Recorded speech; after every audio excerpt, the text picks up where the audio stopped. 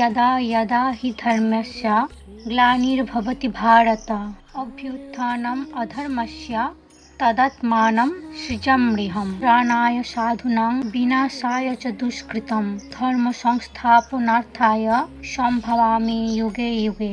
হে ভারত, যখন ধর্মের গ্লানি হয় এবং অধর্মের অভ্যুত্থান হয় তখন আমি নিজেকে প্রকাশ করে অবতীর্ণ হই সাধুদের পরিত্রাণ এবং দুষ্কৃতদের বিনাশ করার জন্য এবং ধর্ম সংস্থাপনের জন্য আমি যুগে যুগে অবতীর্ণ হই। শুনো শুনো নিত্যানন্দ, শুনো হরিদাস, সর্বত্র আমার আজ্ঞা করো প্রকাশ। প্রতি ঘরে ঘরে গিয়ে করো এই ভিক্ষা, বলো কৃষ্ণ ভজ কৃষ্ণ, করো কৃষ্ণ শিক্ষা। যুগে যুগে বিভিন্ন অবতার নিয়ে পৃথিবীতে এসেছেন, ধর্ম স্থাপন করে তিনি অধর্মের বিনাশ করেছেন। রাম আদি অবতারে ক্রোধে নানা অস্ত্র ধরে, অসুরের করিলা সংহার। এবে অস্ত্র না ধরিব, প্রাণে কাউরে না মারিব, চিত্ত শুদ্ধি করিব সবার।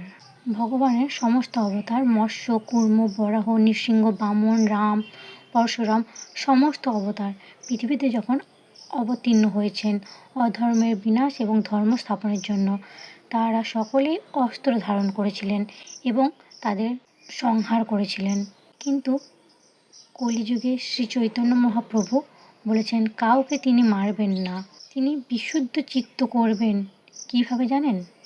হরিনাম সংকীর্তনের মাধ্যমে।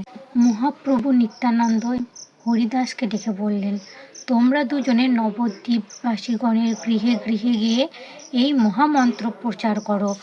শ্রী চৈতন্য মহাপ্রভু জগাই মাধাইকে তিনি উদ্ধার করেছিলেন হরিনাম সংকীর্তনের মাধ্যমে।